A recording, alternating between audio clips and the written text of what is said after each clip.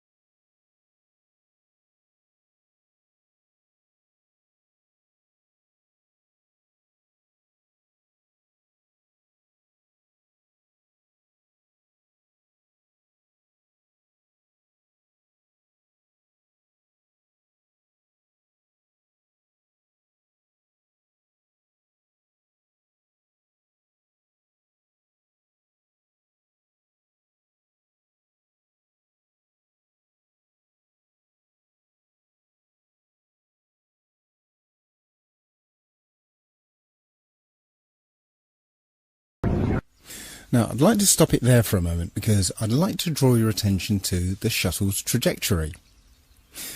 Now, as a kid, I often wondered why it was that all rockets and space shuttle launches, they never ever went straight up. They always curved off to one side.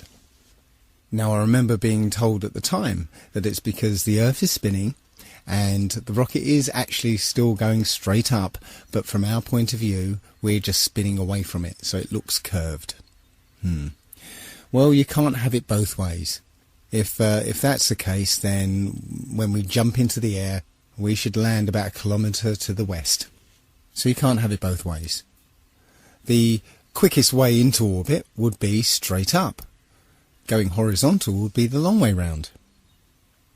Let's continue.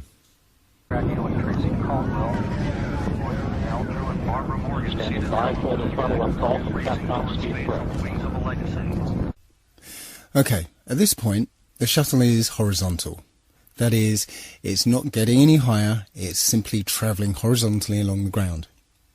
And as you'll see in a few seconds, when the booster rockets separate, they still fall to the ground under the influence of so-called gravity. Discovery, you can go and throttle up. Roger, go and throttle up. Throttle up.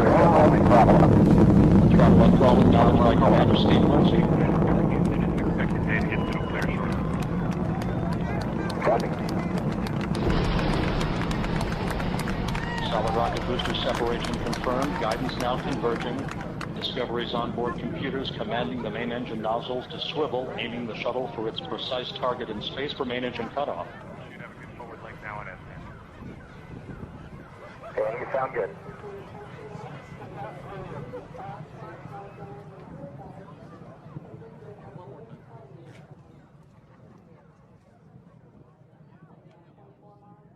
Discovery Houston, negative return.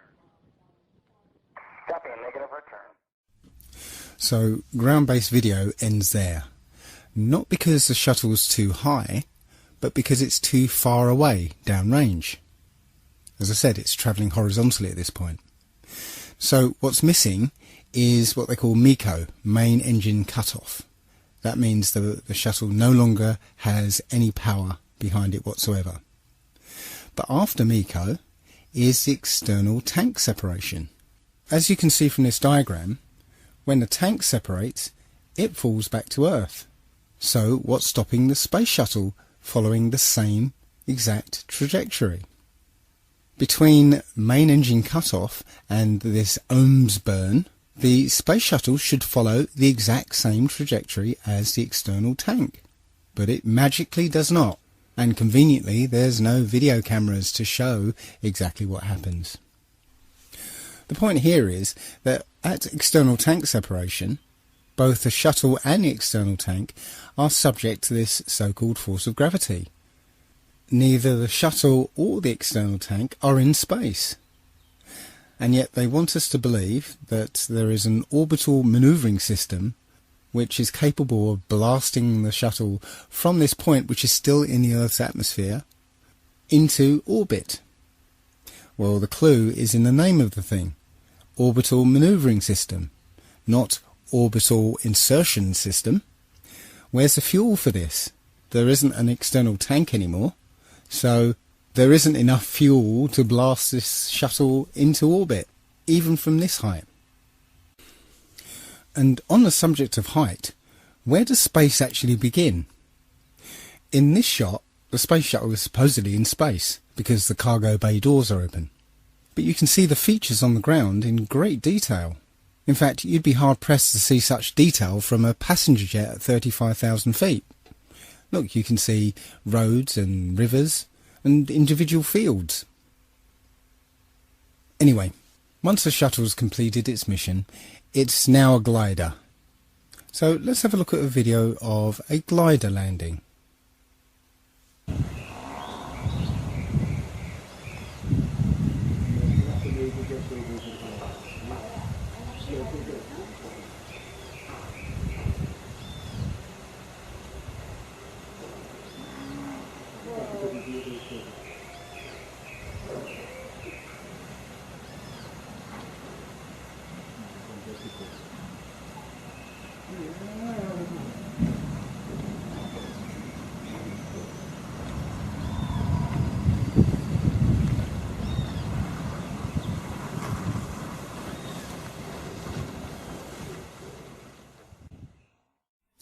Now let's take a look at NASA's glider landing, and pay particular attention to the sound of non-existent jet engines powering down after landing.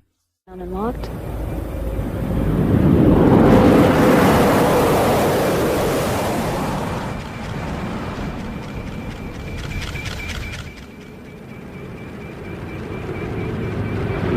Main gear touchdown.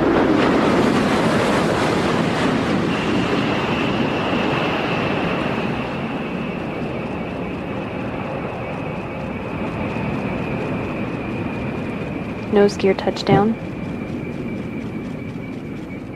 Deploying of the drag chute delayed to assess the conditions of the crosswinds on the orbiter as it rolls out on the runway 15 at the Kennedy Space Center, wrapping up a nearly 5.3 million mile mission. Endeavour returning the first educator mission specialist Barbara Morgan to Earth to begin the next step in her journey to inspire future generations to explore, learn, and build a better future.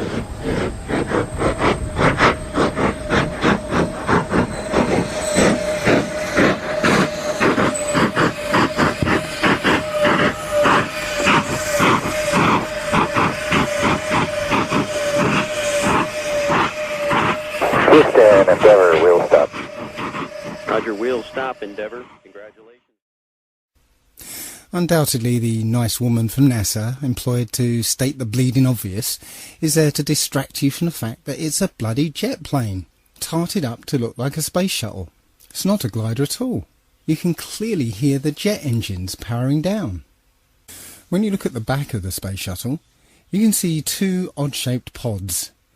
These are supposedly the orbital manoeuvring system. On the front of these pods are two odd-shaped holes. Why would a rocket engine need some kind of air intake? Wouldn't it be dangerous to put such air intakes on the back of a shuttle, which on takeoff is going over 10,000 miles an hour? Wouldn't they just rip right off? Very strange. No, these holes are precisely what you'd have if you wanted to hide an air intake to a jet engine. So here's a conspiracy theory. If I was on the receiving end of upwards of 200 billion of taxpayers' money, perhaps this is what I would do. I'd spend a few million on some of what they call hero models. Space shuttle mock-ups that look the part, have lots of flashing lights and computer screens and stuff, but are not flyable. They'll end up collecting dust in museums anyway. Then I would have a few mock-ups that I would fly into space, but really would basically fly out of sight and ditch in the sea, getting destroyed in the process. Then I would spend a few million, perhaps even $1 billion, let's give the taxpayers their money's worth. Perhaps I'll spend $1 billion or so on developing a plane that looks like the space shuttle. There you go, job done. No refunds.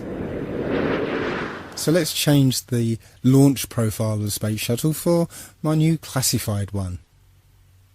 We have a remote controlled, full-size mock-up, basically nothing inside, just an empty shell. That's flown up on remote control, on essentially a big firework. Everything acts as normal. The booster rockets detach as normal. But when we get to the external tank separation, that doesn't actually happen. What actually happens is the tank and the shuttle fall back to Earth, where they ditch in the sea and get destroyed in the process. After the mission's complete, a space shuttle plane takes off from an undisclosed location and lands at an Air Force base in front of the TV cameras. Simple. Don't be ridiculous, Dave. You couldn't fake something like that. There'd be too many people involved, and the truth is bound to get out. Lam lam lam lam lam. The best example of space shuttle fakery is the Challenger disaster. In 1986, the shuttle Challenger exploded about 74 seconds after takeoff, killing all 7 astronauts inside. Or did it?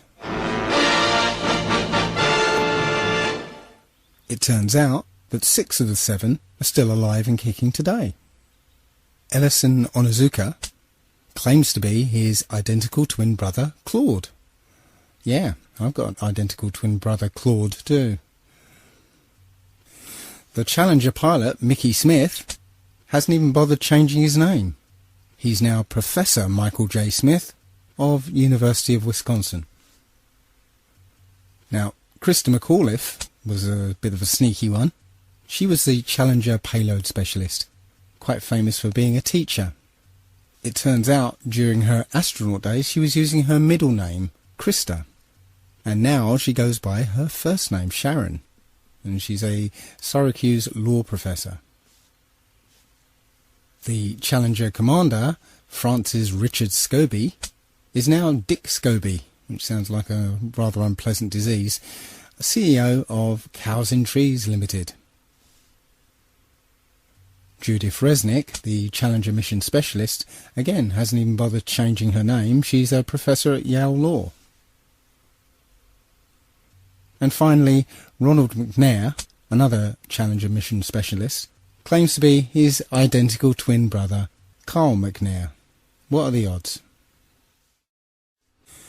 And now we come to the imaginings of this man here. Arthur C. Clarke, Freemason and science fiction writer, came up with the concept of the telecommunications satellite. And several years later, we have thousands of telecommunications satellites supposedly spinning around the planet.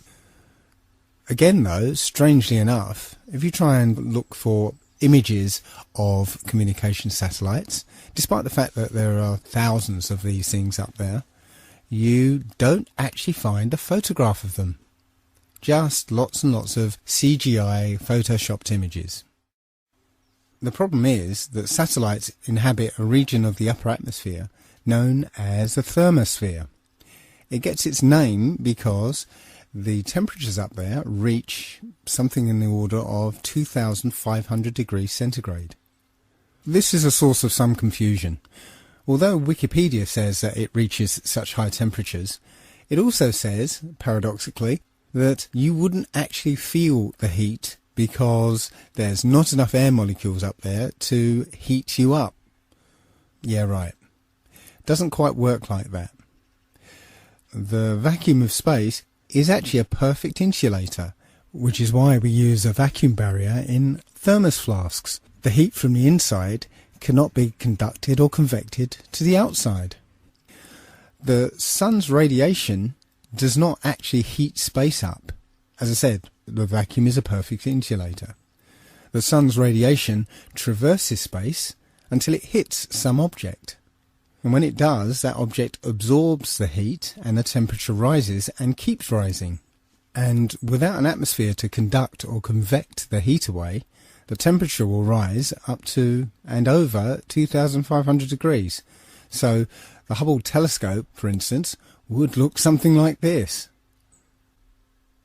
All the satellites and the Space Shuttle and the International Space Station, they would all be molten slabs of metal spinning around in orbit.